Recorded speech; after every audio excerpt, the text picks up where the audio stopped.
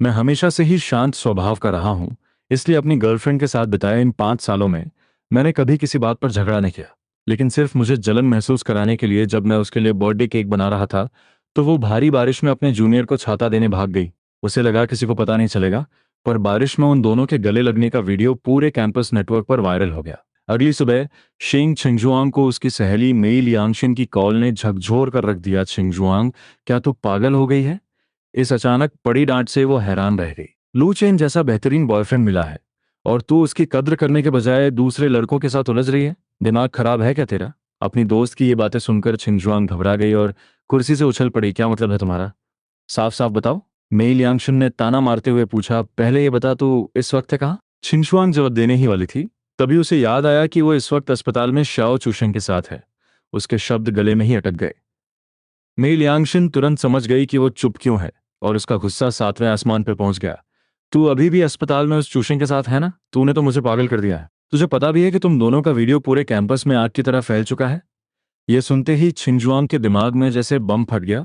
उसने हड़बड़ाहट में फोन काटा और अपनी स्क्रीन चेक की। अनगिनत मिस्ड कॉल्स की झड़ी लग गई थी और उनमें से ज्यादातर कॉल्स मेरी थीं। उस पल छिंजुआंग का दिल जोर से धड़कने लगा। उसने तुरंत मुझे सफाई देने के लिए चैट खोली, लेकिन तभी शाओ चूशिंग ने उसका हाथ कसकर पकड़ लिया। उसकी आंखें लाल थीं और आवाज में मासूमियत। छिंजुआंग दीदी, प्लीज मत जाओ।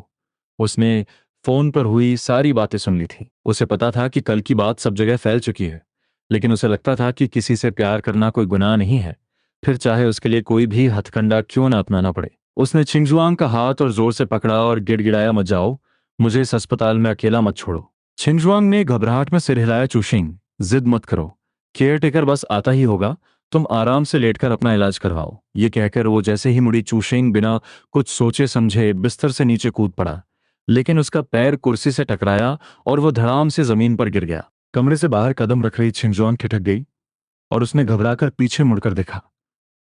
चूशिंग दर्द से कराहते हुए रोने लगा।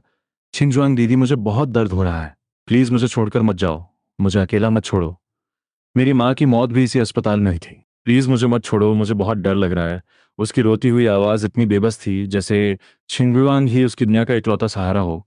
लेकिन छिंगुआंग का दिमाग उसे बार बार याद दिला रहा था, अगर वो तय समय पर नहीं पहुंची तो मैं बहुत गुस्सा हो जाऊंगा। फिर अचानक उसे वो दिन याद आ गया जब मैंने उसे अपनी पीठ पर लाद कर जलती हुई आग से बाहर निकाला था। ये याद आते ही उसका घबराया हुआ दिल शांत हो गया। नहीं, लू चेन मुझसे बहुत प्यार करता है। वो इतनी छोटी सी बात पर मुझे अकेला नहीं छोड़ेगा। आखिर उसने मेरे लिए अपनी जान की बाजी लगा दी थी। उधर समय एक एक पल करके बीतता जा रहा था। मैं अपने सामने रखी खाली कुर्सी को घूरते हुए गहरी सोच में डूबा था। 10 मिनट बीते, फिर और 10 मिनट गुजर गए, लेकिन छिंजुआंग नहीं आई। अब तक हमारे तय किए गए वक्त से पूरा 1 घंटा बीत चुका था। क्या मुझे निराशा हुई? हाँ, शायद थोड़ी सी, लेकिन उतनी भी नहीं। आखिरकार जब आपको जवाब पहले से पता हो तो नतीजे से कोई खास हैरानी नहीं होती। मैंने तो सोचा था कि आमने सामने बैठकर ब्रेकअप करूंगा, लेकिन अफसोस वो आखिरी मुलाकात भी नहीं हो पाई। मैंने अपने सनग्लासेस पहने, अपना फोन निकाला और पहले से ड्राफ्ट किया हुआ स्टेटस पोस्ट कर दिया। बस कुछ ही मिनटों में पूरा कैंपस नेटवर्क एक बार फिर से हिल गया, क्योंकि किसी ने मेरे उस पोस्ट का स्क्रीनशॉट हर जगह शेयर कर दिया था। उसमें लिखा था सिंगल और आजाद, और साथ में मेरी एक शानदार मुस्कुराती हुई तस्वीर थी। कमेंट सेक्शन में तो जैसे भूचाल ही आ गया। अरे वाह, मेरा क्रश आखिरकार सिंगल हो गया। लड़कियों, हमारा हैंडसम लड़का वापस आ गया है। यहाँ तक कि कुछ लड़के भी मजाक में लिख रहे थे, सीनियर, प्यार में जेंडर कोई मायने नहीं रखता, मैं आपके लिए सब छोड़ सकता हूँ। और वहीं कुछ लोग उस कमीने चूशेंग पर अपना गुस्सा निकाल रहे थे कि उसे चुल्लू भर पानी में डूब मरना चाहिए। कैंपस नेटवर्क पर लोग अभी भी मजाक उड़ा रहे थे। सीनियर की इतने शानदार लुक्स के आगे वो शाओ चूशेंग भला कैसे टिक सकता है? जहां एक तरफ पूरे कैंपस के ग्रुप्स में तहलका मचा था, वहीं मेरी पर्सनल फीड में एक सुकून भरी शांति थी। वहां बस एक ही तरह के कमेंट्स भरे पड़े थे, सीनियर, मैंने इस मौके का बहुत लंबा इंतजार किया है। क्या दोस्त, क्या अजनबी? हर कोई लाइन में लगकर अपने प्यार का इजहार कर रहा था। मैंने मुस्कुराते हुए उन सभी मैसेजेस पर एक नजर डाली। सबसे अच्छी बात यह थी कि किसी ने भी छिंजुआंग का नाम तक नहीं लिया था। मेरी दुनिया उसे खोने से बेनूर नहीं होने वाली थी, और ऐसा लगता था कि बाकी सब भी यही मानते हैं। मैंने एक गहरी सांस ली और उस जानी पहचानी कॉफी शॉप से बाहर कदम रख दिया। फिर मैंने विदेश में रहने वाली अपनी चचेरी बहन लू सीछी को कॉल लगाया।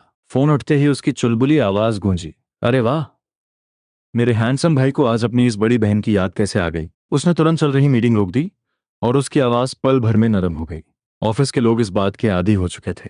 आखिरकार लू परिवार का इकलौता लड़का होने के नाते मेरी अहमियत सबसे अलग थी। मुझे सुरक्षित रखने के लिए ही परिवार ने बेशुमार दौलत खर्च करके मुझे दुनिया की सबसे सुरक्षित जगह भेजा था, और अब वो धीरे धीरे अपने सारे बिजनेस वापस देश में ला रहे थे। इसलिए मेरे लिए बीच में मीटिंग रोक देना उनके लिए कोई हैरानी की बात नहीं थी। मैं कार चलाते हुए गैरेज से बाहर निकला, सूरज की रोशनी चेहरे पर पड़ी और मैंने एक गहरी सांस छोड़ते हुए जवाब दिया, मेरा ब्रेकअप हो गया है। ये सुनते ही लू सीची के चेहरे का रंग उड़ गया। उसकी सौम्य मुस्कान पल भर में खौफनाक गुस्से में बदल गई। ऑफिस के सभी कर्मचारियों ने डर के मारे सिर झुका लिए और अपनी सांसें रोक लीं। कमरे का तापमान से जमसा गया। लू परिवार के कर्मचारी होने के नाते उनका चीनी भाषा समझना तो लाजमी था, इसलिए वहां मौजूद हर कोई हम भाई बहन की बातें समझ रहा था। लू सीची अपना गुस्सा पीते हुए उठी और मीटिंग रूम से बाहर चली। अपने केबिन में पहुंचते ही उसका सब्र टूट गया। उसने जोर से लात मारकर टेबल पलट दी। उसकी मौत आई है, उसने दांत पीसते हुए कहा और फिर फिक्र भरे लहजे में पूछा, तू रोया तो नहीं ना? मैंने बहुत ही शांत स्वर में कहा, 4 साल का रिश्ता था, थोड़ा रोना तो लाजमी है। तो 15 सालों तक घर में रहा, बचपन को छोड़कर हमने तेरी आंखों में कभी आंसू नहीं आने दिए। लू सीछी का दिल तड़प उठा। उसने धीरे से बड़बड़ाते हुए कहा, यह बात छोटे चाचा और चाची से नहीं छुप पाएगी। मैंने अपने होंठ भींचे और कहा, मैं उनसे कुछ छुपाना भी नहीं चाहता। सीछी ने एक गहरी आ भरी, तेरे माँ बाप का जो गुस्सा है ना, अगर उन्हें पता चला कि उनके लाडले के साथ ऐसा बर्ताव हुआ है तो वो एक दिन भी विदेश में नहीं रुकेंगे। उसने अपना माथा सहलाते हुए एक और लंबी सांस ली। सच बता, तूने मुझे कॉल क्यों किया है? क्या करवाना चाहता है तू मुझसे? मैंने हल्की सी हंसी के साथ कहा, बस 1 महीने में मेरा ग्रेजुएशन पूरा हो जाएगा और उसके बाद मैं जिन शहर में नहीं रुकना चाहता। सच कहूं तो इसकी वजह छिंगजुआंग नहीं थी, बल्कि इतने सालों से इस शहर में रहकर मैं बोर हो चुका था। मैं नई जगह देखना चाहता था। तो कहाँ जाने का इरादा है तेरा? सीची ने पूछा। मैंने मुस्कुराते हुए जवाब दिया, गैंगसिंग शहर। तुम्हारी वहाँ एक ब्रांच है ना?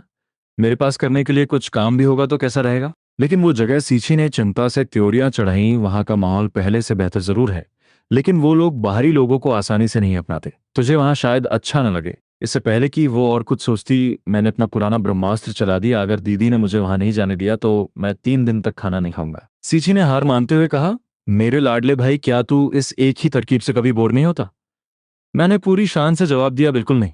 जब तक ये काम कर रही है तब तक क्यों छोड़ूं? सीची मेरे सामने हमेशा बेबस हो जाती थी। आखिर उसने मुझे अपने हाथों से बड़ा किया था। मैंने सिर्फ प्यार से अपनी बात मनवाना जानता था, बल्कि लू परिवार के बड़ों से लेकर छोटों तक सबको मैंने अपनी उंगलियों पर नचा रखा था। अगर वो मेरी बात नहीं मानती तो पता नहीं मैं अगला क्या ड्रामा खड़ा कर देता। कुछ पल सोचने के बाद उसने हामी भर दी। ठीक है, मैं वहां तेरे रहने का पूरा इंतजाम करवा दूंगी, लेकिन अपने माता पिता को तो खुद समझाएगा। कॉल काटने के बाद मैंने सीधा एयरपोर्ट की तरफ अपनी गाड़ी मोड़ ली। हालांकि ग्रेजुएशन में अभी 1 महीना बाकी था, लेकिन फाइनेंस डिपार्टमेंट का मेरा सारा काम खत्म हो चुका था। अब बस सर्टिफिकेट मिलने का इंतजार था, इसलिए ये पूरा महीना मेरे लिए बिल्कुल खाली था। अब जब मैंने कुछ वक्त गैंगचेन शहर में बिताने का फैसला कर ही लिया था, तो वहां जाकर उस नए माहौल को महसूस करना भी बुरा ख्याल नहीं था। जहां तक कपड़ों और सामान की बात थी, वो सब मैं वहां पहुंचकर भी खरीद सकता था। मैंने चाची झाओ को मैसेज किया कि किसी को भेजकर मेरी कार विला वापस मंगवा लें, और उन्हें अपने जाने की खबर देकर मैंने अपना फोन स्विच ऑफ कर दिया। अब इस वक्त बदहवास हालत में कैफे पहुंचने वाली शेन छिंगजुआंग पर क्या गुजर रही होगी, मुझे इस बात से रत्ती भर भी फर्क नहीं पड़ता था। मेरे फ्लाइट में बैठने के पूरे 3 घंटे बाद छिंगजुआंग ने आखिरकार शाओ चूशेन को शांत किया और पागलों की तरह अस्पताल से बाहर भागी। लेकिन उसे अंदाजा भी नहीं था कि बाहर कदम रखते ही उसे मेरे सिंगल होने की खबर मिलने वाली थी। शक और घबराहट के साथ उसने मेरी सोशल मीडिया प्रोफाइल खोली, लेकिन वहां उसे सिर्फ एक खाली लाइन दिखाई दी। ये देखते ही छिंगजुआंग सुन्न पड़ गई।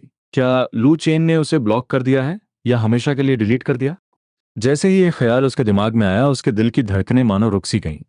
उसने कांपते हाथों से मुझे कॉल लगाया, लेकिन फोन से सिर्फ एक बेजान मशीनी आवाज गूंजी, आपके द्वारा डायल किया गया नंबर पहुंच से बाहर है। छिंगजुआंग को समझ नहीं आ रहा था कि वो अब क्या करे। मुझसे संपर्क टूटते ही उसे लगा जैसे उसकी पूरी दुनिया उलट गई हो। उसकी आंखों के सामने हर रंग फीका पड़ गया था। बस एक खौफनाक घबराहट थी जो उसके सीने को चीर रही थी।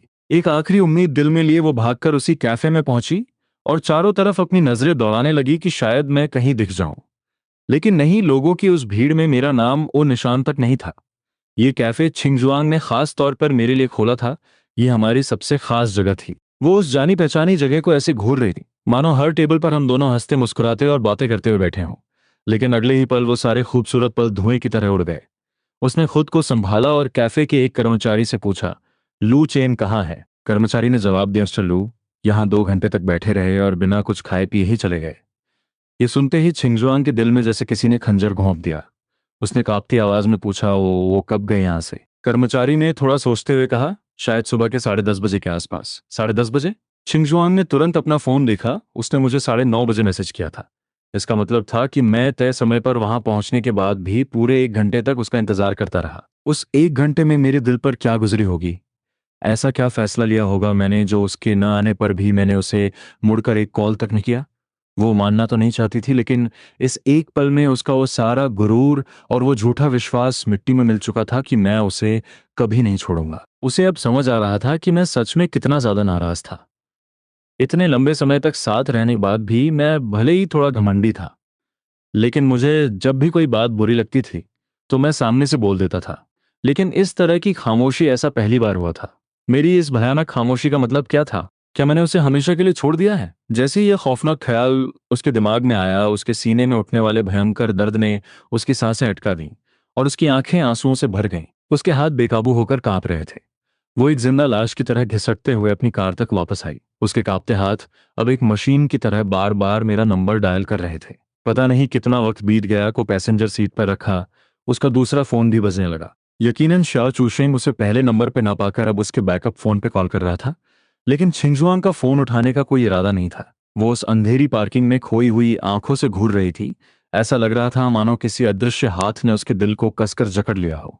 उसका सीना घुटन से फटा जा रहा था, सिर दर्द से भन्ना रहा था और आंखों में इतनी जलन थी कि पलकें झपकाना भी किसी सजा से कम नहीं था। फिर भी उसका दिमाग बिल्कुल सुन्न पड़ चुका था। उसने कार स्टार्ट करके मेरे घर जाने की सोची, लेकिन स्टीयरिंग व्हील पकड़े उसके हाथों में जैसे कोई जान ही नहीं बची थी। तब जाकर उसे इस बात का एहसास हुआ कि वो मुझसे कितना टूटकर प्यार करती है, शायद उससे भी कहीं ज्यादा जितना उसने कभी सोचा था। और इसी खौफनाक सन्नाटे के बीच मेई लियांगशन का कॉल आया। छिंगजुआंग ने हड़बड़ाहट में फोन उठाया और उसके मुंह से निकलने वाले पहले शब्द थे, मेरी मदद करो। फोन के उस पार खड़ी मेई लियांगशन पल भर के लिए सन्न रह गई और फिर एक गहरी आह भरते हुए बोली, कहाँ है तू? अपनी लोकेशन बताने के बाद छिंगुआंग को लगा जैसे उसे अपना दर्द बांटने का कोई रास्ता मिल गया हो। वो तड़पते हुए फुसफुसाई, मैं लू चेन से बात नहीं कर पा रही। मुझे नहीं लगा था कि बात यहाँ तक पहुंचाई। वो जरूर बहुत दुखी होगा, इसीलिए वो मुझसे कोई बात नहीं करना चाहता। छिंगजुआन की तरफ गाड़ी दौड़ाते हुए मेई लियांगशन ने ताना मारा, ऐसा नहीं है कि तुझे पता नहीं था। सच तो ये है कि तू लालची हो गई थी। लू चेन में आखिर ऐसी क्या कमी थी जो तूने उसके साथ इतना बड़ा धोखा किया? छिंगजुआंग, अगर मैं तेरे साथ बचपन से बड़ी न हुई होती ना, तो आज इस घटिया हरकत के लिए मैं तुझे कभी मुंह नहीं लगाती। मेई लियांगशन ने अपना पूरा दिमाग दौड़ा लिया, लेकिन उसे समझ नहीं आ रहा था कि आखिर छिंगजुआंग ने मुझे धोखा क्यों दिया। अगर लुक्स की बात की जाए, भले ही लू चेन और शाओ चूशिंग का अंदाज बिल्कुल अलग था, लेकिन लू चेन लुक्स में किसी भी एंगल से उससे कम नहीं था। खानदान की बात करें तो लू परिवार भले ही आज सबसे ताकतवर ना हो, लेकिन उनकी हैसियत बहुत बड़ी थी और चूशिंग तो उनके सामने कहीं टिकता ही नहीं था। टैलेंट की बात करें तो चूशिंग सिर्फ एक आम सा पढ़ाकू लड़का था, लेकिन लू चेन हर बड़े कंपटीशन में हमेशा टॉप 3 में अपनी जगह बनाता था। उन दोनों के बीच जमीन आसमान का फर्क था। तो आखिर लू चेन में ऐसी क्या कमी रह गई थी जिसकी वजह से छिंगजुआंग ने उसके साथ ऐसा धोखा किया? लियांगशन लाख सोचने पर भी इस पहेली को सुलझा नहीं पा रही थी। हर तरफ से सोचने के बाद उसे बस एक ही जवाब मिला कि छिंगजुआंग की अक्ल घास चरने गई थी। लियांगशन के शब्द तीखे जरूर थे, लेकिन छिंगजुआंग ने उसका कोई विरोध नहीं किया। आया, वो सिर झुकाए खुद से यही सवाल कर रही थी कि आखिर उसने मेरे साथ ऐसा विश्वासघात क्यों किया? ये सब आखिर शुरू कब हुआ था? शायद तब जब मैं जिसे हर कोई एक आदर्श लड़की की तरह देखता और सराहता था, लेकिन मेरी नजरों में सिर्फ और सिर्फ छिंगजुआंग ही सबसे खास थी। चाहे कोई भी वक्त हो, कोई भी जगह हो, अगर वो वहां होती तो मेरी नजरें सिर्फ उसी पर टिकी रहती थीं। सुबह की हल्की धूप हो या गर्मियों की भारी बारिश, पतझड़ की सूखी हवा हो या सर्दियों की कड़कड़ाती ठंड, यहाँ तक कि आधी रात के उस सन्नाटे में भी जब उसे मेरी जरूरत होती, मैं बिना एक पल सोचे उसके सामने हाजिर हो जाता था। कोई सोच भी नहीं सकता था कि मुझ जैसे एक अमीरजादे को इतना शानदार खाना बनाना भी आता होगा। लेकिन छिंगजुआंग जानती थी, वो ये भी जानती थी कि मैं उसकी पसंद की हर डिश बना सकता था। मैं दूसरे लड़कों की तरह उस पर अपनी मर्जी नहीं थोपता था और ना ही कभी नखरे दिखाता था। शायद इसलिए क्योंकि बचपन से लेकर आज तक मुझे कभी किसी चीज की कमी नहीं रही थी। समय के साथ दुनिया की नजरों में इतना रुतबा रखने वाला मैं उसके सामने बिल्कुल सीधा और सरल बन चुका था। इसलिए जब शाओ चूशिंग जैसा एक बिल्कुल अलग स्वभाव वाला इंसान उसकी जिंदगी में आया तो छिंजुआंग का ध्यान भटकने लगा। चूशिंग दिखने में भले ही शांत था, लेकिन वो बेहद जिद्दी था। छिंगशुआंग के कई बार मना करने के बावजूद वो उसके पीछे पड़ा रहा। हर बार उसके प्यार की भीख मांगता रहा। जब छिंगशुआंग उसे थोड़ी सी भी तवज्जो दे देती तो वो उस छोटे बच्चे की तरह खुश हो जाता, जिसे कोई मनपसंद टॉफी मिल गई हो। मेरी तुलना में जिसकी कोई खास ख्वाहिशें नहीं थीं, शाओ चूशेंग को खुश करना बहुत आसान था। जाने अनजाने में ही सही, लेकिन किसी को खुश करने के इस अजीब से एहसास ने छिंगजुआंग को चूशेंग की करीबियों का विरोध करने से रोक दिया। उसका मन डोलने लगा, वो मुझसे झूठ बोलने लगी और अपना ज्यादातर वक्त शाओ चूशेंग के साथ बिताने लगी। लेकिन इसमें मेरी क्या गलती थी? मैं तो बस उसके सामने एक अच्छे लड़के की तरह रहता था। छिंगजुआंग को आज से पहले कभी अपनी इस घटिया हरकत और शर्मिंदगी का इतना गहरा एहसास नहीं हुआ था। वो बेबस होकर अपनी ड्राइविंग सीट पर पीछे की तरफ लुढ़क गई। वो खुद अपनी इस घिनौनी असलियत का सामना नहीं कर पा रही थी, तो फिर लू चेन ने उस सब को कैसे बर्दाश्त किया होगा? जब मेई लियांगशिन वहां पहुंची तो उसने छिंगजुआंग को एक अधमरी हालत में पाया। उसके कपड़ों से आ रही अस्पताल की उस अजीब सी बदबू को सूंघकर लियांगशिन ने घृणा से अपनी नाक बंद कर ली और बोली, मुझे मत बताना कि तो इन्हीं गंदे कपड़ों में लू चेन से मिलने गई थी। लियांगशिन की आवाज सुनकर छिंगशुआंग की खाली नजरों में थोड़ी हरकत हुई। उसने एक बहुत ही कड़वी सी मुस्कान के साथ कहा, मैं खुद को साफ करके ही उसके पास जाऊंगी। उसकी ये हालत देखकर लियांगशिन भी और कुछ नहीं बोल पाई। वो उसे एक होटल ले गई जहां छिंगजुआंग ने खुद को साफ किया और फिर वो दोनों सीधा मेरे घर की तरफ निकल पड़ी। लेकिन मेरे दरवाजे पर पूरे आधे घंटे इंतजार करने के बाद भी अंदर से कोई बाहर नहीं आया। घबराहट के मारे छिंगजुआंग ने अपना फिंगरप्रिंट लगाकर दरवाजा खोलने की कोशिश की, लेकिन जैसे ही उसने अपनी उंगली स्कैनर पर रखी, मशीन ने एरर देते हुए कहा, पहचान विफल। छिंगजुआंग का दिल धक से रह गया। वो दोबारा कोशिश करने ही वाली थी, तभी पीछे से चाची झाओ की आवाज आई, मिस शेंग। दोनों ने पीछे मुड़कर देखा। चाची झाओ हाथों में कुछ सामान पकड़े खड़ी थीं। छिंगजुआंग ने एक गहरी सांस ली और बहुत ही सहमे हुए स्वर में कहा, चाची झाओ, मैं लू चेन से मिलने आई हूँ। चाची झाओ ने एकदम रूखे अंदाज में जवाब दिया, मुझे पता है, लेकिन छोटे मालिक किसी ट्रिप पे बाहर गए हैं और मुझे नहीं पता कि वो कब लौटेंगे। कल मैं भी कुछ दिनों के लिए विदेश जा रही हूँ, इसलिए अब से आपको यहाँ आने की कोई ज़रूरत नहीं है। मैंने चाची झाओ को नहीं बताया था कि मेरे और छिंगजुआंग के बीच क्या हुआ था, लेकिन मेरा स्वभाव जानने वाले जानते थे कि अगर मैंने इतनी सख्ती से कोई रिश्ता तोड़ा है तो यकीनन छिंगजुआंग ने कोई ऐसी गलती की थी जिसे माफ़ नहीं किया जा सकता। और इसीलिए भले ही चाची झाओ को अतीत में छिंगजुआंग बहुत पसंद थी, लेकिन अब वो मेरी मर्जी के खिलाफ जाकर ऐसा कुछ भी नहीं करने वाली थी। इतना कहकर चाची झाओ घर के अंदर जाने के लिए मुड़ी। छिंगजुआन ने हड़बड़ाहट में उनका रास्ता रोक लिया और रोते हुए गिड़गिड़ाने लगी, चाची, क्या आप प्लीज मेरी तरफ से लू चेन को एक कॉल कर सकती हैं? मुझे उससे कुछ बहुत जरूरी बात करनी है। मैं आपके आगे हाथ जोड़ती हूँ। चाची झाओ ने बेबसी से अपना सिर हिलाया, मैं तुम्हारी कोई मदद नहीं कर सकती। अगर मेरी वजह से छोटे मालिक को घुसा गया तो लू परिवार मुझे नौकरी से निकाल देगा। हालांकि चाची झाओ हमारे मामले में दखल नहीं देना चाहती थी, लेकिन आखिरकार वो खुद को रोक नहीं पाई।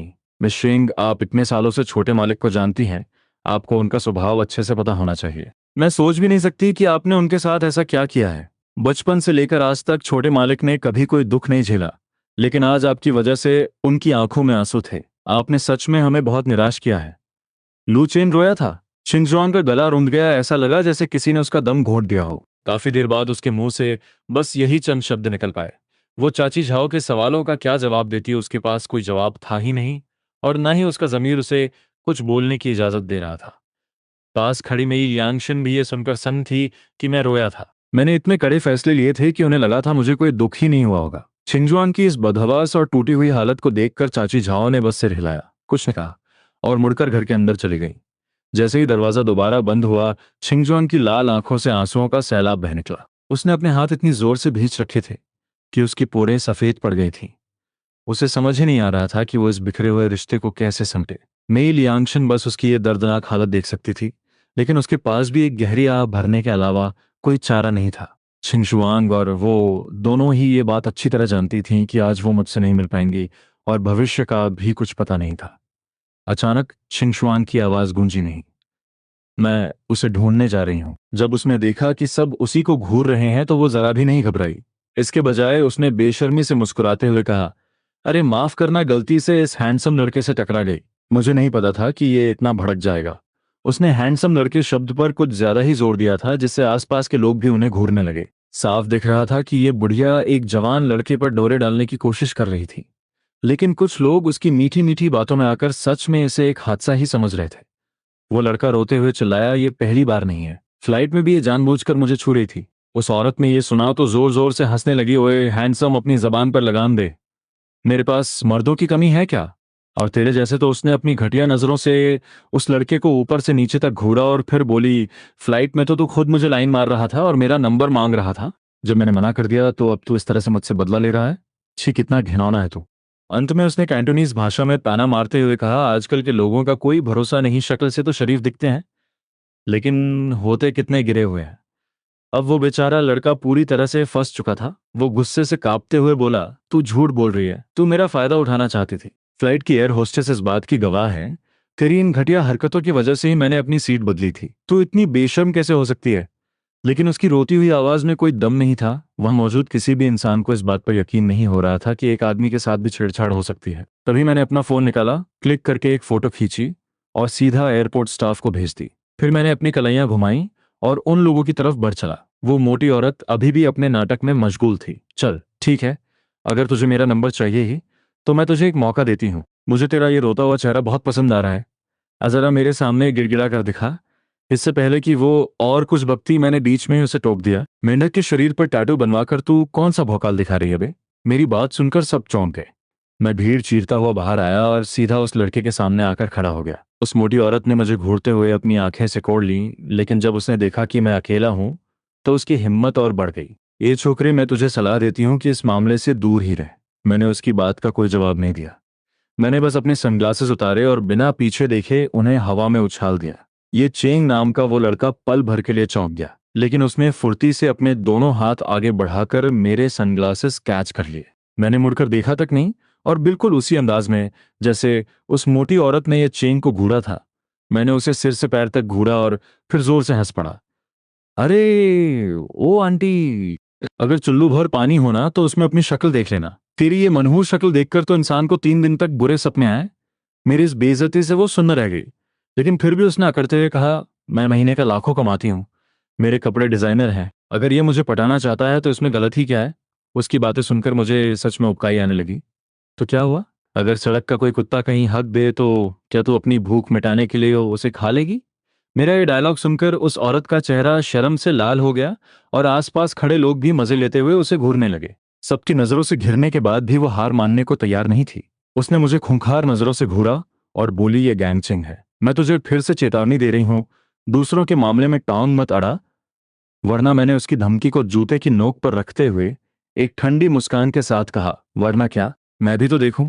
या तो तू अभी के अभी मुझे मार डाल या फिर चुपचाप माफी मांग और यहां से दफा हो जा। मेरी इस खुली चुनौती ने उसे पूरी तरह से पागल कर दिया। वो गालियां बकने लगी, तुझ पर तो मैं थूकती भी नहीं, दूसरों के फटे में टांग अड़ाने वाले कीड़े। मैं माफी नहीं मांगूंगी, क्या कर लेगा तू? हिम्मत है तो मार के दिखा, मार मुझे। मारना। मेरी आंखों में एक खतरनाक चमक आ गई और अगले ही पल मैंने अपना पैर उठाया और जोरदार लात रसीद कर दी। एक दर्दनाक चीख के साथ उस बुढ़िया की सारी गालियां हवा में ही गायब हो गई। लेकिन ये तो बस शुरुआत थी। मैं तुरंत उसके पीछे पहुंचा और उसके घुटने के ठीक पीछे एक और जोरदार किक चढ़ दी। धड़ाम। वो औरत घुटनों के बल जमीन पर गिरी और दर्द से कराह उठी। अरे वो कुत्ते के पिल्ले, वो दर्द से पसीने पसीने हो रही थी। जैसे ही उसने उठने की कोशिश की, एयरपोर्ट के सिक्योरिटी गार्ड्स तुरंत वहां पहुंच गए और हमें चारों तरफ से घेर लिया। ये सब क्या चल रहा है यहाँ? सिक्योरिटी को देखते ही ये चेंग और ज्यादा घबरा गया। उसने डरते हुए मेरी जैकेट का कोना पकड़ा और बोला, तुम्हारी मदद के लिए शुक्रिया, लेकिन अब आगे मैं खुद संभाल लूंगा। तुमने उसे मारा है, तुम यहां से भाग जाओ। उसने मेरे सनग्लासेस मुझे वापस थमा दिए। तब जाकर मुझे समझ में आया कि इस बेवकूफ को लगा था कि मैंने चश्मा इसलिए उतारा था ताकि मैं आसानी से मारपीट कर सकूं। उसकी आंखों में मेरे लिए एक अजीब सी इज्जत और खौफ था। और उसी वक्त थोड़ी ही दूरी पर बने वीआईपी लाउंज से कुछ लोग बड़े ही मजे से इस पूरे ड्रामे को देख रहे थे। मैं हमेशा से ही शांत स्वभाव का रहा हूं, इसलिए अपनी गर्लफ्रेंड के साथ बिताए इन 5 सालों में मैंने कभी किसी बात पर झगड़ा नहीं किया। लेकिन सिर्फ मुझे जलन महसूस कराने के लिए जब मैं उसके लिए बर्थडे केक बना रहा था तो भारी बारिश में अपने जूनियर को छाता देने भाग गई। उसे लगा किसी को पता नहीं चलेगा, पर बारिश में उन दोनों के गले लगने का वीडियो पूरे कैंपस नेटवर्क पर वायरल हो गया। वीआईपी लाउंज में बैठी एक लाल बालों वाली लड़की हैरानी से मुंह फाड़े हुए थी। इस हैंडसम लड़के की जबान तो कैंची की तरह चलती है। दूसरी लड़की ने भी सिहलाते हुए कहा, हाँ है तो दमदार, लेकिन अब ये मुसीबत में फंसने वाला है। गैंगचिंग एयरपोर्ट पर मारपीट करना कोई छोटी बात नहीं है। अगर वो मोटी औरत जिद पर अड़ गई तो इसे कुछ दिन हवालात की हवा खानी पड़ सकती है। फिर लाल बालों वाली लड़की ने बीच में बैठी एक औरत की तरफ देखा, सिया दीदी, क्या हमें इस हीरो को बचाने जाना चाहिए? सिया नाम की उस औरत की तीखी और रहस्यमयी आंखों में एक हल्की सी मुस्कान तैर गई। उसने धीरे से अपना सिर हिलाया, उसे हमारी जरूरत नहीं है। उसके इतना कहते ही सबने देखा कि मैंने बहुत ही आराम से अपना फोन निकालकर किसी को कॉल किया, और अगले ही पल सिक्योरिटी हेड के वॉकी टॉकी पर कुछ आवाज आई। वो तुरंत मेरे सामने इज्जत से झुका और फिर उसने अपने गार्ड्स को इशारा किया, जो उस औरत को घसीटते हुए वहां से ले गए। ये नज़ारा देखकर वीआईपी लाउंज की वो सारी औरतें सन्न रह गईं। सिया दीदी, ये क्या था? एक लड़की ने हैरानी से पूछा।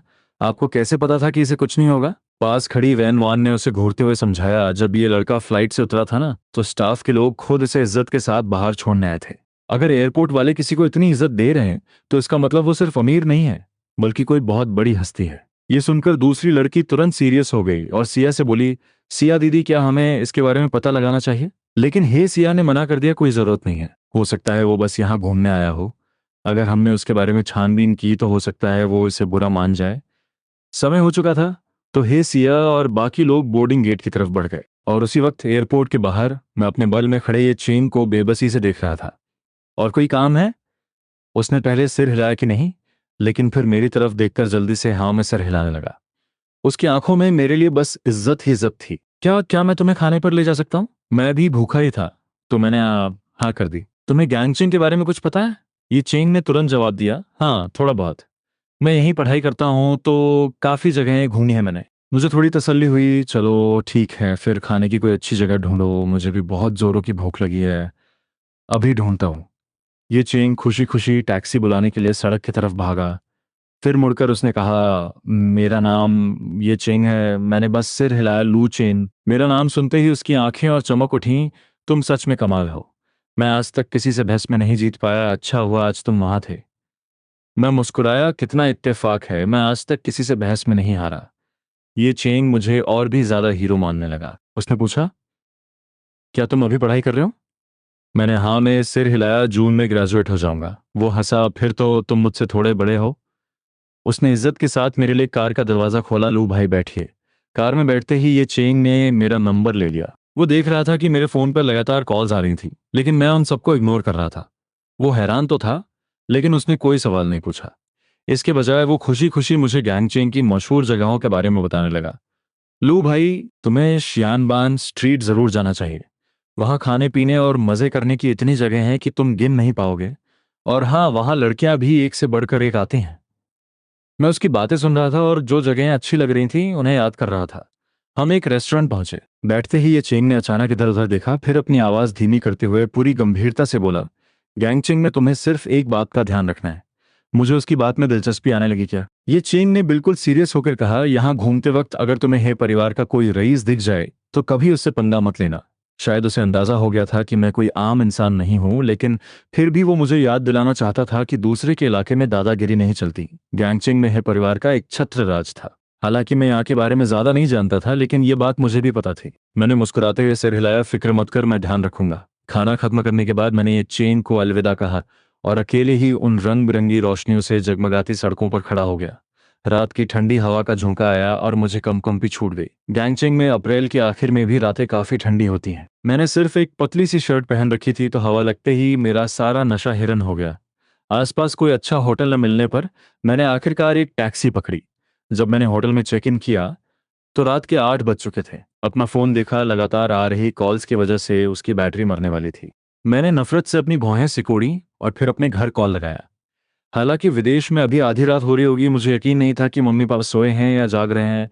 लेकिन फोन बजते ही, पलक झपकते ही कॉल उठ गई, और फोन के उस पार से मेरे पापा की वो जानी पहचानी दमदार आवाज आई, शाओ चेन, पहुंच गए तुम। उनकी वो फिक्र भरी आवाज सुनते ही मेरी आंखें भर आईं।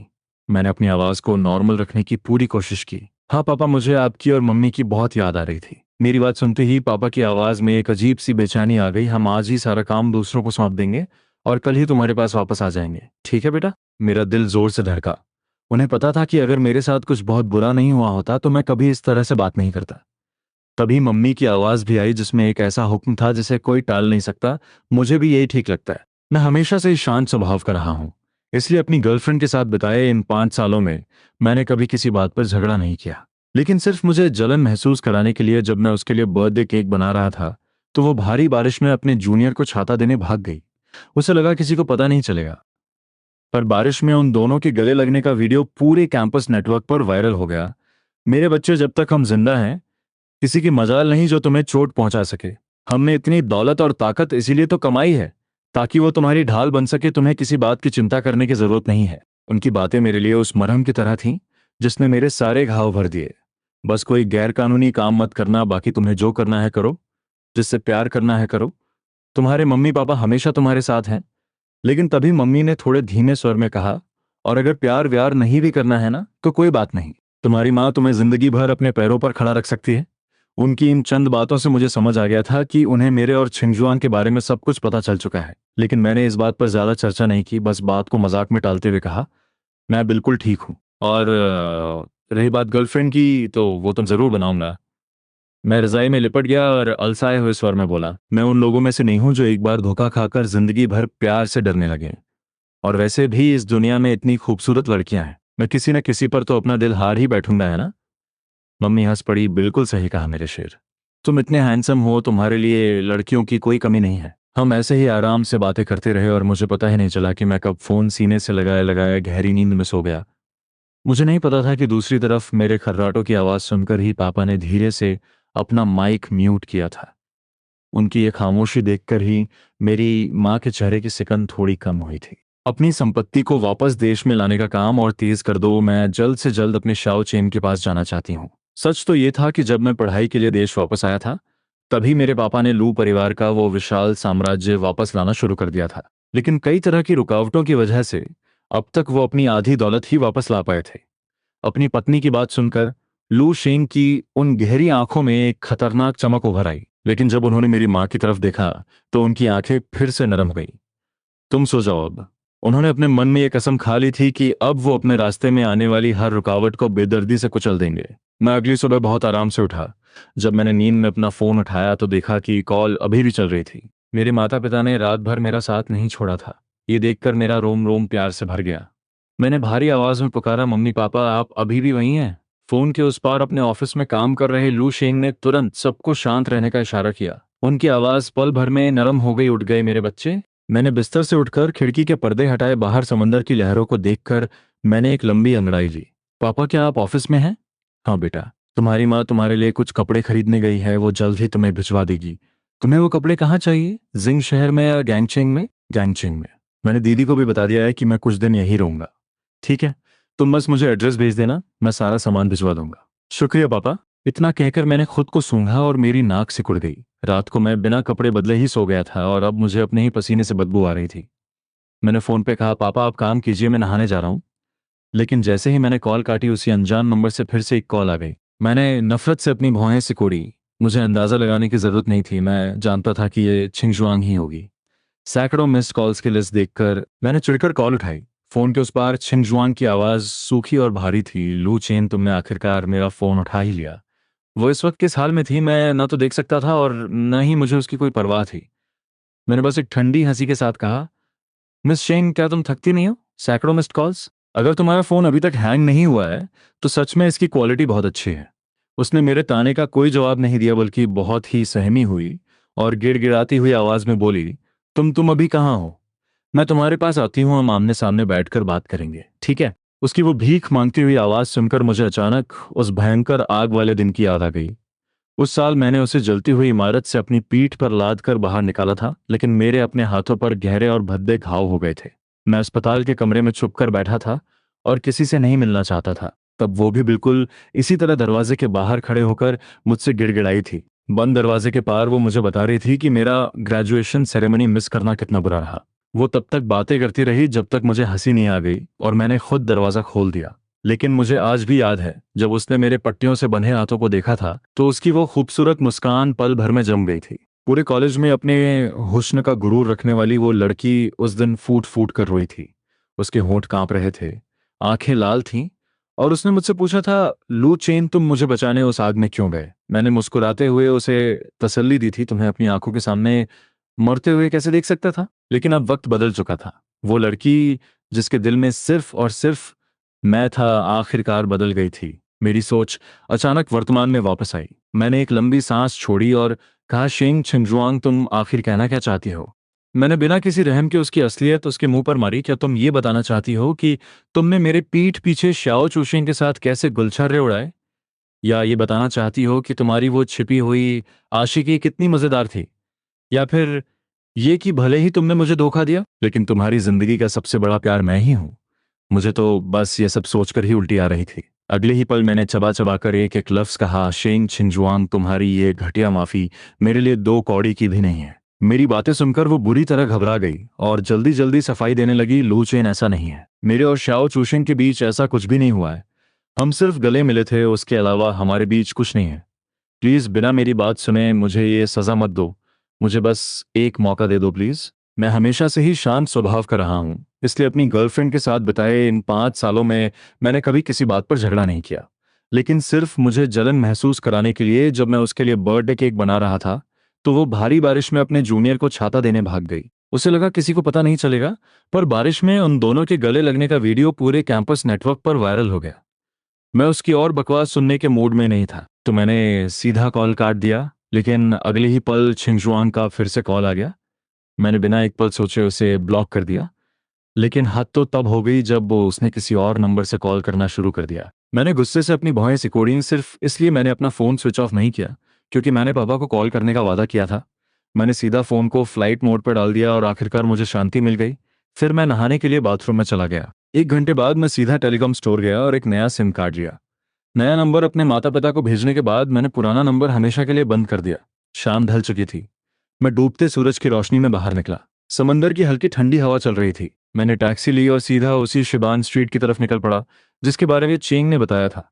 उस गली के बिल्कुल आखिर में एक पब था जिसके बाहर कोई बोर्ड भी नहीं लगा था। अगर ये चेंग ने मुझे इसके बारे में न बताया होता तो कोई सोच भी नहीं सकता था कि यहाँ कोई पब है। मैं मुस्कुराया और अंदर कदम रखा, लेकिन जैसे ही मैं अंदर पहुंचा मैं वहां का नजारा देखकर दंग रह गया।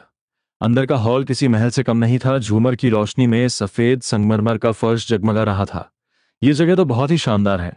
मैं अभी उस जगह को निहार ही रहा था कि एक खूबसूरत लड़की मेरी तरफ आई। हेलो हैंडसम, क्या आपकी कोई बुकिंग है? मैंने हल्की सी मुस्कान के साथ कहा, हेलो, मुझे इस पब के मैनेजर से मिलना है। मेरी बात सुनकर वो पल भर के लिए ठिठक गई और फिर कैंटोनीज में कुछ बुदबुदाई जो मुझे समझ नहीं आया। लेकिन अगले ही पल उसने फिर से वही प्रोफेशनल मुस्कान पहन ली। इस पब के कई मैनेजर हैं, आप किससे मिलना चाहते हैं? मैंने बहुत ही आराम से जवाब दिया, कोई भी चलेगा, बस वो कोई फैसला लेने के काबिल होना चाहिए। वो मुझे घूरने लगी। मेरा ये बेफिक्र अंदाज और मेरी रिलैक्स बॉडी लैंग्वेज उन लोगों से बिल्कुल अलग थी जो अक्सर हे सिया से मिलने आते थे और घबराहट से पसीने पसीने हो जाते थे। ये देखकर उसे यकीन हो गया कि मैं सिया दीदी से मिलने नहीं आया हूँ, तो वो मुझे अंदर ले जाते हुए मुझसे फ्लर्ट करने लगी। तो आप गैंगचंग घूमने आए हैं? मैंने सिर हिलाया। उसकी मुस्कान में एक अजीब सी कशिश थी। तो यहाँ कितने दिन रुकने का इरादा है?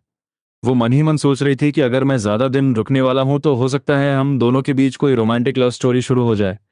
लेकिन मैंने बहुत ही रूखेपन से बस 2 शब्द कहे, पता नहीं। लेकिन वो इतनी आसानी से हार मानने वाली नहीं थी। उसने तुरंत अपना फोन निकाल लिया। क्या मैं आपका नंबर ले सकती हूँ? अगर आपको यहाँ किसी चीज की जरूरत हो तो मुझे कभी भी कॉल कर सकते हैं। मैंने उसकी स्क्रीन पर खुले क्यूआर कोड को देखा और बहुत ही आराम से अपना एक फेक वी चैट अकाउंट खोल लिया। मैंने उसके सामने ही कोड स्कैन किया और उसे ऐड कर लिया। फिर मैंने बड़ी सफाई से वापस अपना असली अकाउंट खोल लिया। ये सब देखकर उस लड़की के चेहरे की हवाइयां उड़ गईं। क्या ये मुझे अंधा समझता है? लेकिन उसकी ये पूछने की हिम्मत नहीं हुई। उसने बस चुपचाप मुझे बार काउंटर तक पहुंचा दिया। मुझे उसकी कोई परवाह नहीं थी। मैंने बारटेंडर की तरफ देखकर मुस्कुराते हुए कहा, मुझे तुम्हारे मैनेजर से मिलना है, प्लीज बुला लाओ। बारटेंडर मेरी बात समझ गया और तुरंत किसी को बुलाने चला गया। कुछ ही मिनटों के बाद एक लाल बालों वाली लड़की झूमती हुई वहां आई। मैं उस वक्त बार काउंटर पर बैठा मजे से अपने ड्रिंक का ग्लास घुमा रहा था। लेकिन जैसे ही उसने मुझे देखा उसके कदम वहीं रुक गए और उसकी आंखें फटी की फटी रह गईं। ये इत्तेफाक तो नहीं हो सकता, ये तो वही है। चूली ने अपने आप को संभाला, बार काउंटर पे हाथ रखा और एक बनावटी मुस्कान के साथ पूछा, तो हैंडसम, मुझसे क्या काम है? मुझे फालतू बातें करने का कोई शौक नहीं था, तो मैं सीधा मुद्दे पर आ गया। समंदर के किनारे वाले जितने भी टेबल हैं मैं वो सब बुक करना चाहता हूँ। इस पब का आखिरी हिस्सा सीधा समुंदर के किनारे खुलता था और वहां बैठकर समंदर का सबसे बेहतरीन नजारा दिखता था। चूली ने मेरी नजर का पीछा किया और फिर नखरे दिखाते हुए बोली, ये तो तुमने बहुत बड़ी डिमांड कर दी। वो इस पब की सबसे प्राइम लोकेशन है। मैंने उसे तिरछी नजर से देखा और फिर अपनी जेब से एक ब्लैक कार्ड निकालकर उसकी तरफ बढ़ा दिया। क्या तुम पैसा कमाना नहीं चाहती? मेरे हाथ में वो कार्ड देखते ही चूली की आंखें चमक उठीं और वो लालच से मुस्कुराने लगी। क्यों नहीं, बिल्कुल कमाना चाहती हूँ। उसने कार्ड लिया और वेटर को थमाते हुए पूछा, तुम्हें कितने एरिया के टेबल चाहिए? मैंने बिना पलक झपकाए कहा, मेरे 10 मीटर के दायरे में कोई और नहीं होना चाहिए। चूली ने तुरंत डील पक्की कर ली। डन। उसने तुरंत अपने आदमियों को वहां से लोगों को हटाने का हुक्म दिया। कुछ ही देर में मुझे शीशे की उस बड़ी सी दीवार के पास एक बेहतरीन टेबल पर बिठा दिया गया। पब की हल्की हल्की रोशनी मुझ पर पड़ रही थी और मैं खिड़की के बाहर समंदर का नजारा देख रहा था। समंदर की हवा से मेरे बाल उड़ रहे थे। ऐसा लग रहा था मानो आसपास किसी की मौजूदगी का मुझ पर कोई असर ही नहीं हो रहा था। मैं बस शांति से वहां बैठा अपने दिमाग में आगे की योजनाएं बना रहा था। ये सब देखकर एक कर्मचारी ने चुपके से चूली से पूछा, चू मैडम, आपने उसकी बात क्यों मान ली? हमारे पब को पैसों की कोई कमी थोड़ी है। चूली ने उसे घूर कर देखा। उसे याद आ गया कि एयरपोर्ट पर मैंने उस औरत को कैसे जलील किया था और उसकी रीढ़ की हड्डी में सिहरन दौड़ गई। उसने दबी आवाज में कहा, मुझे डर है कि कहीं वो मुझे गालियां न बकने लगे। यह सुनकर वो कर्मचारी हक्का बक्का रह गया। गैंगचिंग में ऐसा कौन था जिसकी चूली को गालियां देने की हिम्मत हो सके? लेकिन चूली को इन सब की कोई परवाह नहीं थी। वो दौड़कर सेकंड फ्लोर पर बने वीआईपी रूम में गई और एक्साइटमेंट के साथ बोली, तुम लोग अंदाजा भी नहीं लगा सकते कि मैंने नीचे किसे देखा है। वेनमान ने एक सेब सीधा उसकी तरफ फेंक कर मारा, किसे देख लिया तूने? उसने चिढ़ते हुए कहा, क्या तू पागल हो गई है? हमेशा ऐसे क्यों चिल्लाती रहती है? चूली ने हवा में ही सेब कैच किया, उसमें से एक बड़ा सा बाइट लिया और मुंह भर के बोलते हुए बोली, अरे गैस तो करो, तुम लोग सपने में भी नहीं सोच सकते। वेनवान ने उसकी बात को इग्नोर कर दिया और अपने लिए एक दूसरा सेब उठा लिया। बेचारी चूली वो मायूस होकर हे सिया के पास गई। सिया दीदी, आप ही गैस करना। मैं हमेशा से ही शांत स्वभाव का रहा हूं, इसलिए अपनी गर्लफ्रेंड के साथ बिताए इन 5 सालों में मैंने कभी किसी बात पर झगड़ा नहीं किया। लेकिन सिर्फ मुझे जलन महसूस कराने के लिए जब मैं उसके लिए बर्थडे केक बना रहा था तो वो भारी बारिश में अपने जूनियर को छाता देने भाग गई। उसे लगा किसी को पता नहीं चलेगा, पर बारिश में उन दोनों के गले लगने का वीडियो पूरे कैंपस नेटवर्क पर वायरल हो गया। हे सिया ने अपना सिर भी नहीं उठाया, बस एक ही ठंडी आवाज में कहा, दफा हो जा। चूली का दिल टूट गया। वो बड़बड़ाने लगी, इतना हैंडसम लड़का नीचे बैठा है और वो हमारे पब में कस्टमर्स को अट्रैक्ट कर रहा है। लेकिन उसकी इस बात का भी हे सिया पर कोई असर नहीं हुआ। चूली ने एक गहरी सांस छोड़ी, अपनी एक्साइटमेंट को मार डाला और सोफे पर गिरकर आराम करने लगी। और कमाल की बात यह है कि वो सोफे पर गिरते ही सच में सो गई। करीब आधे घंटे बाद वेन वान ने उसे थप्पड़ मार मार कर उठाया। चल नीचे चल, खाना खाने का टाइम हो गया है। चूली नींद में झूमते हुए उन दोनों के पीछे पीछे कमरे से बाहर निकली। लेकिन कमरे से बाहर निकलते ही उसकी नींद उड़ गई। उसने देखा कि हे सिया अपने हाथ जेब में डाले अपनी गहरी और खतरनाक आंखों से मुझे ही घूर रही थी। उसकी आंखों में एक अजीब सी कशिश थी, पता नहीं वो क्या सोच रही थी। चूली ने अपना माथा पीटा, है भगवान, सिया दीदी मैं तो आपको बताना ही भूल गई। उस हैंडसम लड़के ने वो पूरा एरिया बुक कर लिया है और जहां हम रोज बैठकर खाना खाते हैं वो जगह उसके 10 मीटर के दायरे में ही आती है। वेनमान ने अपनी भौहें चढ़ाई, तो तुम अभी जो इतनी एक्साइटेड हो रही थी वो इसी लड़के के लिए था? हाँ। चूली मुस्कुराते हुए बोली, आज तो ये कल से भी ज्यादा हैंडसम लग रहा है। वेनमान ने भी मेरी तरफ देखा और हल्की सी हंसी के साथ कहा, हाँ देखने में तो अच्छा है। उस वक्त पब के 1/3 लोग मेरे सामने लाइन लगाकर खड़े थे और जो लाइन में नहीं थे उनका ध्यान भी मेरी ही तरफ था। और मैं किसी को मना नहीं कर रहा था। बस शर्त यह थी कि जो भी अच्छा दिखता है या जिसकी बॉडी अच्छी है वो मेरे सामने बैठकर मेरे साथ एक गेम खेल सकता है। अगर वो जीते तो मैं अपना नंबर दूंगा और अगर वो हारे तो उन्हें अपनी शो उतार कर समंदर के किनारे एक चक्कर लगाना होगा। बस कुछ ही मिनटों में 2 लड़कियां सिर्फ अपनी इनर वियर में बाहर दौड़ लगा रही थीं। कुछ ही देर में पूरा समंदर का किनारा हॉट लड़कियों से भर गया था। चूली ने अपने चेहरे पर हाथ रखते हुए कहा, ओ माय गॉड, ये लड़का तो बहुत बड़ा खिलाड़ी है। लेकिन हे सिया ने कोई रिएक्शन नहीं दिया। उसने शांति से अपनी नजरें फेरी और मुड़कर वापस जाने लगी। चूली को अचानक एक अजीब सी ठंडक महसूस हुई। उसने वेनवान को कोहनी मारते हुए पूछा, तुझे नहीं लगता कुछ गड़बड़ है? वेनवान ने चिढ़कर उसे दूर धकेला, तेरा दिमाग खराब है। हे सिया कभी भी वीआईपी रूम में खाना नहीं खाती और आज तूने हमारी खाने की जगह भी बेच दी, वो यकीनन बहुत गुस्से में होगी। चूली घबराकर हे सिया के पीछे भागी और गिड़गिड़ाने लगी, वेनवान प्लीज गुस्सा मत होना, मैं जाकर उस लड़के से बात करती हूँ, क्या पता वो हमें एक टेबल दे दे। भाड़ में जा तू। वेनवान ने उसकी बात अनसुनी कर दी और पब से बाहर जाने लगी। लेकिन चूली को कोई परवाह नहीं थी। वो सीढ़ियां उतरकर सीधे मेरे पास आई। हैंडसम, वो मेरे ठीक सामने बैठ गई। आज तुम्हारे सारे ड्रिंक्स मेरी तरफ से फ्री, बस बदले में हमें खाना खाने के लिए एक टेबल दे दो, कैसा रहेगा? उसकी बात सुनकर मैंने बहुत ही आराम से अपना सिर हिला दिया। सिर्फ कुछ लोगों के खाना खाने से मुझे कोई परेशानी नहीं है। चूली ने तुरंत हे सिया और वेनवान को हाथ हिलाकर बुलाया, जल्दी आओ तुम लोग। उसने हमें टेबल देने के लिए हाँ कर दी है। हे भगवान, कितनी शर्मिंदगी की बात है। वेनवान ने मुंह बनाते हुए कहा, एक पब की मालकिन को अपने ही पब में खाना खाने के लिए एक कस्टमर से जगह मांगनी पड़ रही है। लेकिन हे सिया पर इन सब बातों का कोई असर नहीं था। उसने मेरी तरफ देखना बंद किया और बहुत ही आराम से आकर एक टेबल पर बैठ गई। चूली सोफे पर लेट गई और बड़े मजे से मुझे दूसरों के साथ डाइस खेलते हुए देखने लगी। वक्त गुजरता गया और मेरे सामने खड़े लोगों की भीड़ कमती गई। मैं कुछ लोगों से जानबूझकर हार गया था ताकि उन्हें अपना नंबर दे सकूं, लेकिन बाकी सब में मैं लगातार जीत रहा था। तभी मेरे सामने बैठी एक औरत ने पासा फेंका और उसके 3 आए। उसने बड़ी ही घमंडी मुस्कान के साथ मेरी तरफ देखा। अब देखते हैं तुम इससे छोटा नंबर कैसे लाते हो। मुझे यकीन नहीं है कि तुम्हारी किस्मत इतनी अच्छी हो सकती है। लेकिन मैंने बहुत ही आराम से अपना कप उठाया और उसमें 3 एक थे। ये देखते ही उस औरत के चेहरे की मुस्कान गायब हो गई। अगले ही पल उसने चिढ़ते हुए कहा, इस पब में डाइस खेलने वाला सबसे बड़ा खिलाड़ी तू नहीं है। मैंने उसे तिरछी नजर से देखा और चिढ़ते हुए याद दिलाया, पहले अपने कपड़े उतारो और फिर यहां से निकलो। तुम लोग बस मेरे टाइम पास का जरिया हो और मुझे भड़काने की कोशिश कर रही हो। मेरी बात सुनकर उस औरत का चेहरा शर्म से लाल हो गया और आसपास खड़े लोग भी उस पर हंसने लगे। लेकिन वो इतनी आसानी से हार मानने वाली नहीं थी। उसने अचानक कहा, अभी जो लड़कियां लिफ्ट से बाहर आई थीं, तुमने उन्हें तो देखा ही होगा ना। मैंने अपनी भौहें चढ़ाई लेकिन कोई जवाब नहीं दिया। वो लड़कियां इतनी खूबसूरत थीं कि अगर मैं कहता कि मैंने उन्हें नहीं देखा तो ये बहुत बड़ा झूठ होता। मेरी चुप्पी को अपनी जीत समझकर उस औरत ने एक घटिया सी मुस्कान के साथ कहा, उनमें से जो लड़की बीच में चल रही थी ना, डाइस खेलने में वो यहाँ की नंबर 1 खिलाड़ी है। अगर तूने उसे हरा दिया तो मैं अपनी हार मान लूंगी। मैंने एक ठंडी हंसी हंसी, मुझे कोई फर्क नहीं पड़ता कि तू हार मानती है या नहीं। अगले ही पल मैंने सीधा ऐलान कर दिया, नेक्स्ट। मेरी बात सुनकर वो औरत तिलमिला उठी। वो कुछ और बोलने ही वाली थी कि लाइन में खड़ी अगली लड़की ने उसे धक्का दिया और मेरी टेबल पर आकर बैठ गई। कुछ और राउंड्स बीत गए, मैं बोर हो चुका था तो मैंने डाइस वापस टेबल पर फेंक दिए। अब और नहीं खेलना, बहुत बोरिंग हो गया है ये। लेकिन मेरे इतना कहते ही पीछे लाइन में खड़े लोग चिल्लाने लगे, अरे नहीं, अभी हमारी बारी नहीं आई है। लेकिन मैंने उनकी तरफ एक नज़र देखना भी जरूरी नहीं समझा। मैं अपनी सीट से उठकर जाने ही वाला था कि चूली चौंक गई। क्या तुम जा रहे हो? उसने तुरंत मुझे रोकने की कोशिश की। अरे सुनो, अभी उस औरत ने जो कहा, तुम उस बारे में सोच सकते हो। सिया दीदी सच में डाइस खेलने में बहुत कमाल की हैं। मैं हमेशा से ही शांत स्वभाव का रहा हूँ, इसलिए अपनी गर्लफ्रेंड के साथ बिताए इन 5 सालों में मैंने कभी किसी बात पर झगड़ा नहीं किया। लेकिन सिर्फ मुझे जलन महसूस कराने के लिए जब मैं उसके लिए बर्थडे केक बना रहा था तो वो भारी बारिश में अपने जूनियर को छाता देने भाग गई। उसे लगा किसी को पता नहीं चलेगा, पर बारिश में उन दोनों के गले लगने का वीडियो पूरे कैंपस नेटवर्क पर वायरल हो गया। लेकिन चूली की बात सुनकर मेरे कदम रुक गए। मैंने अपनी नजरें घुमाई और मेरा ध्यान उस औरत पर गया जो सिर झुकाए अपने फोन में लगी थी। सच कहूं तो आज तक मैं जितनी भी लड़कियों से मिला था वो उन सब में सबसे ज्यादा खूबसूरत और आकर्षक थी। शायद उसे भी मेरी नजरों का एहसास हो गया था क्योंकि उसने अचानक फोन चलाना बंद किया और अपनी आंखें उठाकर मेरी तरफ देखा।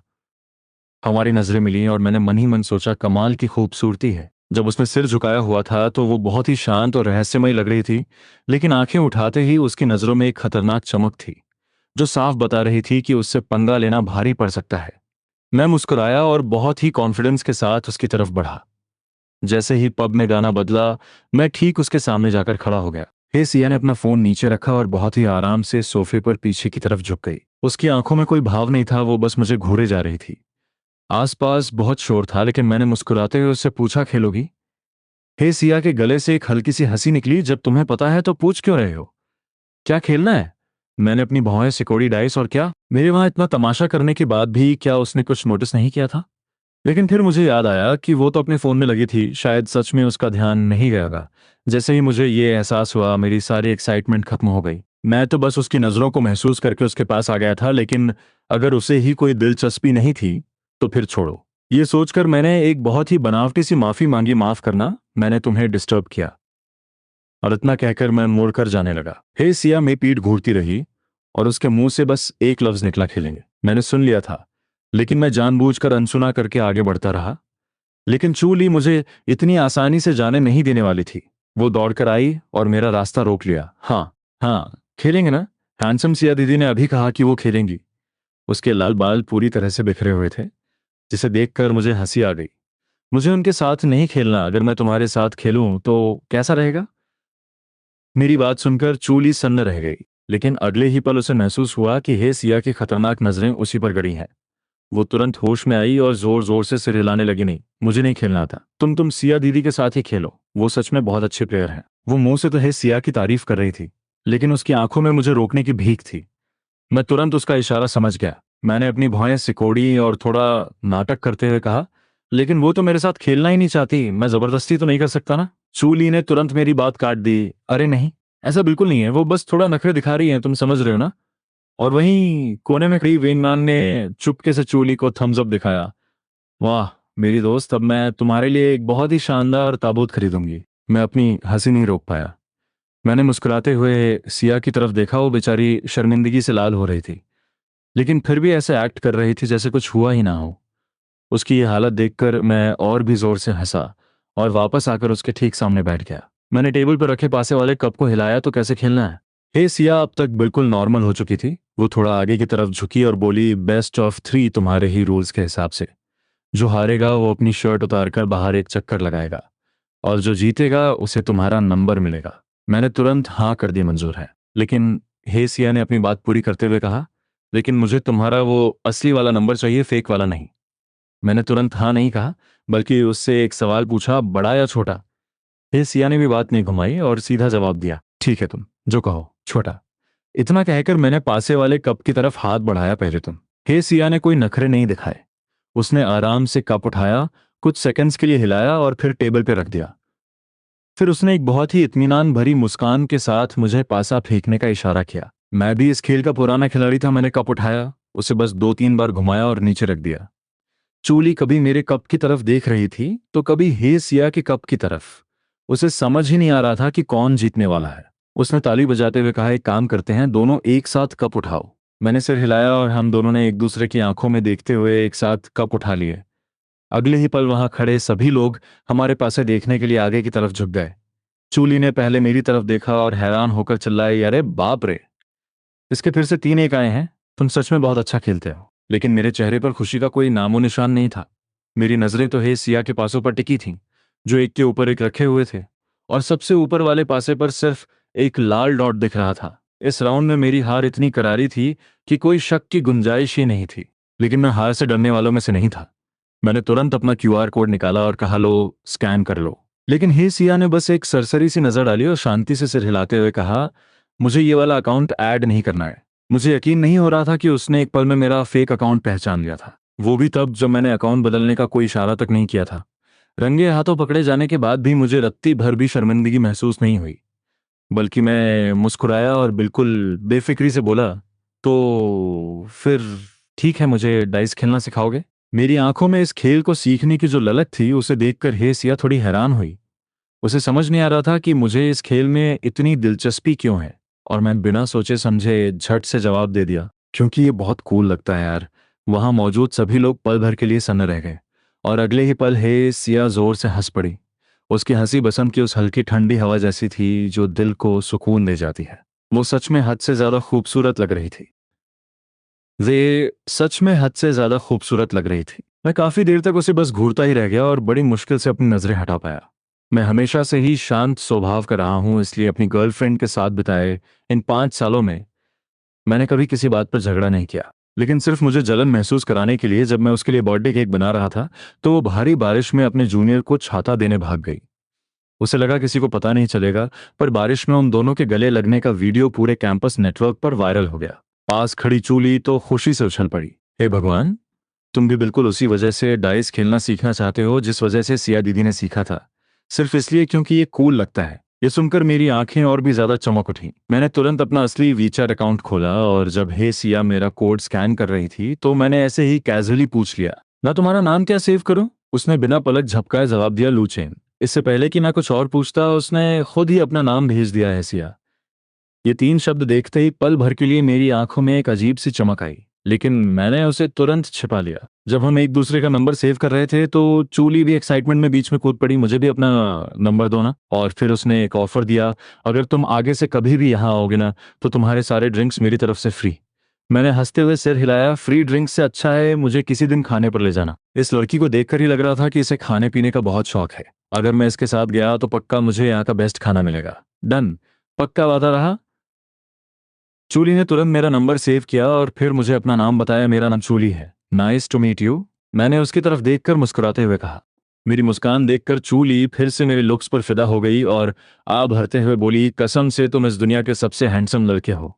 शुक्रिया, तुम भी बहुत खूबसूरत हो। मैं कोई फॉर्मेलिटी नहीं कर रहा था। उसकी आंखें बड़ी बड़ी और गोल थीं और उसमें एक अजीब सी मासूमियत और चुलबुलापन था जो किसी को भी आसानी से अपना दोस्त बना सकता था। तभी चूली ने मुझसे एक सवाल पूछा, तो क्या तुम यहाँ गैंगचैंग में सिर्फ घूमने आए हो? मैंने थोड़ा सोचते हुए जवाब दिया, फिलहाल तो ऐसा ही लग रहा है। तो कब तक रुकने का इरादा है? चूली का ये बातूनी और फ्रेंडली नेचर मुझे बहुत पसंद आ रहा था। उसने बहुत ही एक्साइटमेंट के साथ पूछा, तो मैंने भी ऐसे ही कैजुअली कह दिया, शायद 1 महीना। लेकिन अगले ही पल उसने मुझसे वो सवाल पूछ लिया जो उसे नहीं पूछना चाहिए था। अच्छा, तो तुम रुके कहाँ हो? इससे पहले कि मैं कोई जवाब देता, पीछे से हे सिया की चेतावनी भरी आवाज आई, आली। चूली को अपनी गलती का एहसास हुआ और उसने तुरंत मुझसे माफी मांगी। अरे मेरा वो मतलब नहीं था, मैं तो बस तुम्हें बाहर घुमाने के लिए पूछ रही थी, मेरा कोई गलत इरादा नहीं था।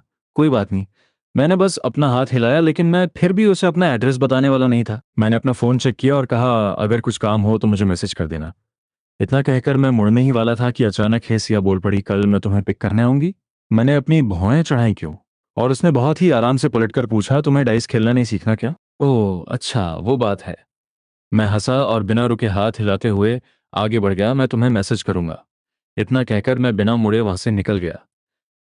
मेरे जाने के बाद वेन वान ने एक गहरी सांस ली और बोली, इस लड़के का एटीट्यूड तो सच में बहुत कड़क है। फिर उसने हे सिया की तरफ देखा जो गहरी सोच में डूबी हुई थी।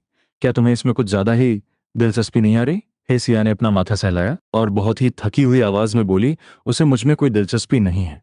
लेकिन वेन मान को इस बात पर यकीन नहीं हुआ।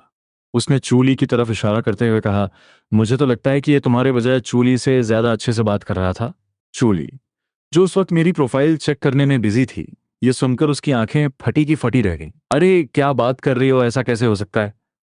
लेकिन फिर उसने थोड़ा सोचा और एक बहुत ही घमंडी मुस्कान के साथ बोली, हाँ वैसे बात तो सही कह रही हो तुम, भाड़ में जा। फिर सिया को चूली का ये घमंड बिल्कुल पसंद नहीं आया और उसने चूली को एक हल्की सी किक मार दी। चूली ने उसकी लात को इग्नोर किया और अचानक अपना फोन हे सिया के चेहरे के सामने कर दिया। ये देखो, इसका अभी अभी ब्रेकअप हुआ है, सिर्फ 2 दिन पहले। क्या बकवास है? इस दुनिया में ऐसी भी लड़कियां हैं क्या? वेनवान भी देखने के लिए आगे आई। जब उन्होंने मेरी सोशल मीडिया पोस्ट देखी तो वेनवान जैसी लड़की भी पल भर के लिए सन्न रह गई। सच में ऐसी लड़कियां भी होती हैं। चूली ने अपनी भौहें सिकोड़ी, तो इसका मतलब ये गैंगचिंग में अपना टूटा हुआ दिल जोड़ने आया है। अगले ही पल चूली की आंखों में एक अजीब सी चमक आ गई। उसने हे सिया को घूरते हुए कहा, सिया दीदी यही मौका है, चौका मार दो। हे सिया ने उसे अजीब नजरों से देखा। पागल हो गई है क्या? क्या मैंने ऐसा कुछ शो किया है? हाँ बिल्कुल। चूली ने उसकी बात काटते हुए कहा, कल जब से तुमने इसे देखा है ना, तुम्हारी नजरें इससे हटी ही नहीं है। और तो और चूली ने हंसते हुए याद दिलाया, कल एयरपोर्ट पर तुमने कहा था ना कि इसे हमारी मदद की कोई जरूरत नहीं है, लेकिन फिर तुमने खुद ही चुपके से अपने आदमियों को बोलकर इसका रास्ता साफ करवाया था। अपनी दोनों दोस्तों की इन हरकतों को देखकर हे सिया ने बेबसी से अपना सिर हिलाया। उसने उनकी बातों से इनकार नहीं किया, क्योंकि वो खुद भी जानती थी कि मेरे लिए उसके दिल में जो फीलिंग्स थीं, वो सिर्फ एक दोस्त वाली तो बिल्कुल नहीं थी। उसकी वो बेकाबू धड़कने और मेरे आसपास होने पर उसके चेहरे पर आने वाली वो हल्की सी गर्मी, ये सब उसे याद दिला रहा था कि उसने जिंदगी में ऐसा पहले कभी महसूस नहीं किया था। वो मन ही मन मेरा नाम पुकार रही थी और उसके कान धीरे धीरे लाल हो रहे थे। उसे डिस्टर्ब मत करना। उसकी आवाज थोड़ी भारी थी, लेकिन उसमें एक अजीब सी खुशी छुपी हुई थी। खैर, मुझे इस बात से कोई फर्क नहीं पड़ता था कि वो लोग मेरे बारे में क्या सोच रहे हैं। लेकिन पब से बाहर निकलते ही मुझे कुछ अजीब सा महसूस होने लगा। ऐसा लग रहा था मानो अंधेरे में कई आंखें मुझे घूर रही हों। लेकिन इससे पहले कि मैं कुछ समझ पाता, वो सारे लोग अचानक वहां से गायब हो गए। मुझे कुछ गड़बड़ लग रही थी, तो तसल्ली करने के लिए मैं जानबूझकर कुछ और गलियों में घूमा। जब मुझे यकीन हो गया कि अब कोई मेरा पीछा नहीं कर रहा है, तब जाकर मैंने होटल के लिए टैक्सी पकड़ी। नहाने के बाद जैसे ही मैं बाहर आया, मेरे बेस्ट फ्रेंड गुश शाओ का मैसेज आ गया, चीन भाई क्या तुम फ्री हो? मैंने हाँ में रिप्लाई किया तो उसने तुरंत मैसेजेस की एक झड़ी लगा दी। कैंपस नेटवर्क पर शेंग छिंगजुआंग और शाओ चूशेंग